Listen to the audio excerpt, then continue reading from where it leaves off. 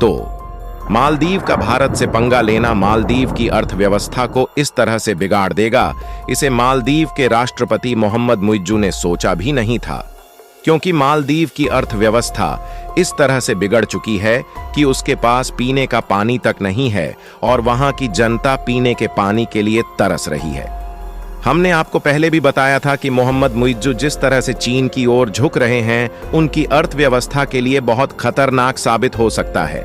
हाल में एक खबर निकल कर आई कि मालदीव की जनता पीने के पानी के लिए बूंद बूंद को तरस रही है, जिसके लिए मालदीव के राष्ट्रपति मोहम्मद मुइज्जू को चीन के आगे गिड़गिड़ाना पड़ रहा है। आपको बता दें कि जब साल 2014 में इसी तरह मालदीव में पानी की कमी हुई थी, तो उस समय भारत ने मालदीव में लगभग 1200 टन पानी भेजकर मालदीव की जनता को बचाया था।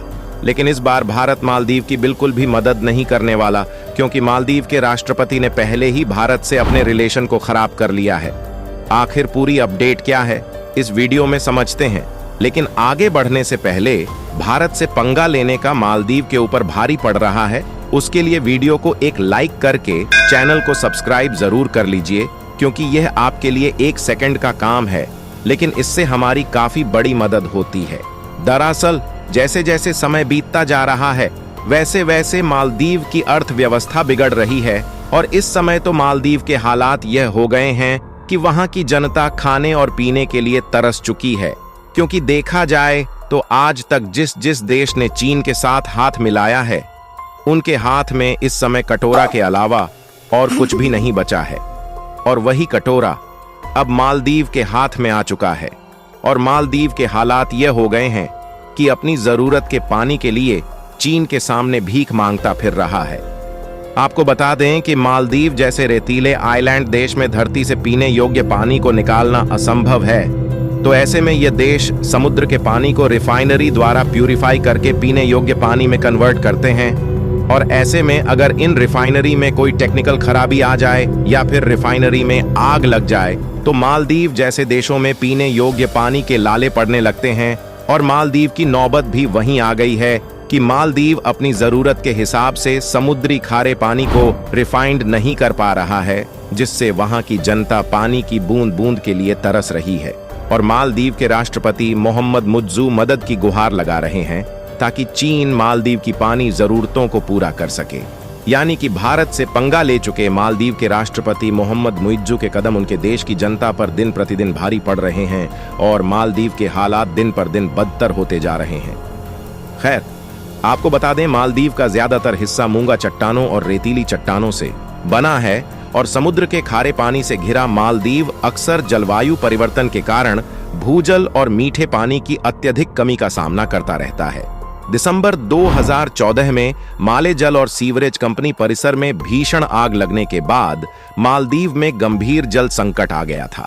तब भारत ने मालदीव में ऑपरेशन नीर चलाया था। भारतीय विमानों ने 375 टन पीने का पानी पहुंचाया, जिसमें 2 भारतीय जहाज INS दीपक और INS सुकन्या ने लगभग 2000 टन पानी पहुंचाया, जिससे मालदीव के लोगों को बड़ी राहत मिली थी।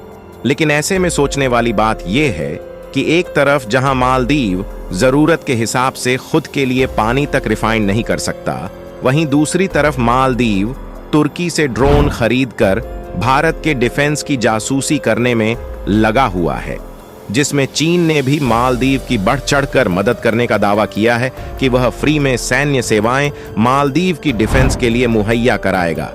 हालांकि मालदीव की अर्थव्यवस्था भले ही बुरी तरीके से डगमगा रही है, लेकिन अभी भी मालदीव भारत के सामने घुटने टेकने को तैयार नहीं है। और इसी बीच मालदीव में तैनात 88 भारतीय सैनिकों की वापसी को लेकर भी मुइज्जू कई बार बोल चुके हैं।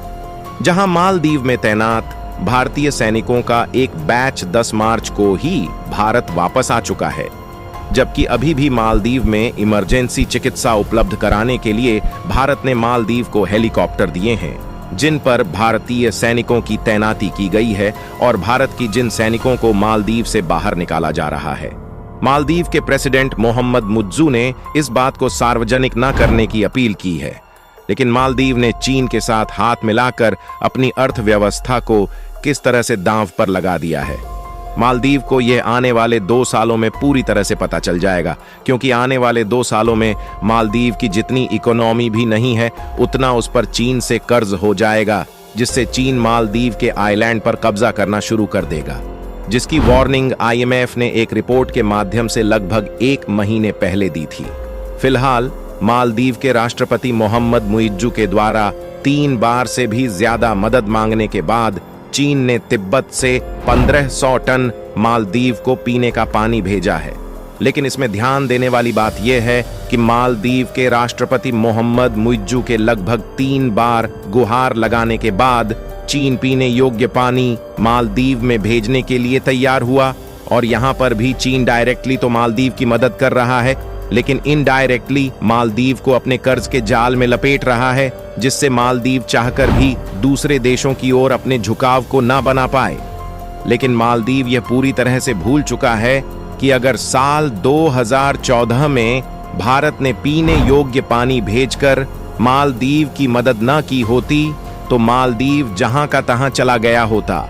मौजूदा दृष्टिकोण से मालदीव को चीन की ओर से मदद का यह पहला मामला नहीं है, बल्कि साल की शुरुआत में जब भारतीय PM नरेंद्र मोदी पर की गई आपत्तिजनक टिप्पणी के बाद भारतीयों ने मालदीव जाने का बहिष्कार करना शुरू किया था।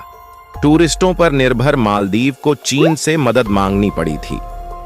मालदीव ने चीन की सरकार से मदद मांगी थी कि चीन मालदीव की यात्रा करने के लिए अधिक से अधिक टूरिस्टों को भेजे। इसके अलावा इसी साल मार्च में मालदीव ने चीन के साथ सैन्य समझौता किया था, जिसमें चीन की सेना मालदीव को सैन्य उपकरणों की ट्रेनिंग देने के बहाने भारत पर नजर रखेगी। इन स्थितियों के बावजूद मालदीव अपनी हरकतों से बाज नहीं आ रहा है। मालदीव खास तौर पर भारत की निगरानी के लिए तुर्की से ड्रोन खरीद रहा है, जिसमें से अधिकांश ड्रोन मालदीव में डिलीवर किए गए हैं। माना जा रहा है कि मालदीव ने इस तरह की पहली बार डील की है और 2 ड्रोन के जरिए मालदीव समुद्री क्षेत्र समेत रिहायशी इलाकों की भी निगरानी करेगा। तुर्की इस समय अपने डिफेंस व्यापार को एशिया में बढ़ा रहा है। हाल ही में तुर्की ने इंडोनेशिया के साथ मिलकर टाइगर टैंक का निर्माण भी किया है और टाइगर टैंक को भी इंडोनेशिया की सेना में शामिल कर लिया गया है। मालदीव अब तुर्की के 2 ड्रोन के जरिए हिंद महासागर की निगरानी करने में सक्षम होगा। रक्षा विशेषज्ञों का मानना है कि इस ड्रोन के जरिए मालदीव भारतीय सैन्य ठिकानों की निगरानी कर सकता है, क्योंकि खुफिया निगरानी करने में तुर्की के ड्रोन को महारत हासिल है। यानी कुल मिलाकर मालदीव चीन के साथ मिलकर जो फैसले ले रहा है वह सभी फैसला भारत के खिलाफ है और चीन मालदीव के साथ मिलकर भारत को घेरने की कोशिश कर रहा है। हालांकि मालदीव चाहे कितनी भी कोशिश क्यों ना कर ले, लेकिन भारत का कुछ बिगड़ने की बजाय उल्टा मालदीव के अर्थव्यवस्था की धज्जियां ही उड़ने वाली हैं। बाकी आप लोग मालदीव के लिए क्या कहना चाहेंगे कि मालदीव की आने वाले समय में चीन क्या हाल करने वाला है? अपनी राय कमेंट में जरूर बताएं। उसके लिए वीडियो को एक लाइक करके अपने मित्रों तक शेयर करें ताकि उन्हें भी जानकारी मिल सके। इसी तरह और भी नॉलेजेबल वीडियो देखने के लिए चैनल को सब्सक्राइब करके बेल आइकन को ऑल पर जरूर सेलेक्ट करें। जय श्री राम।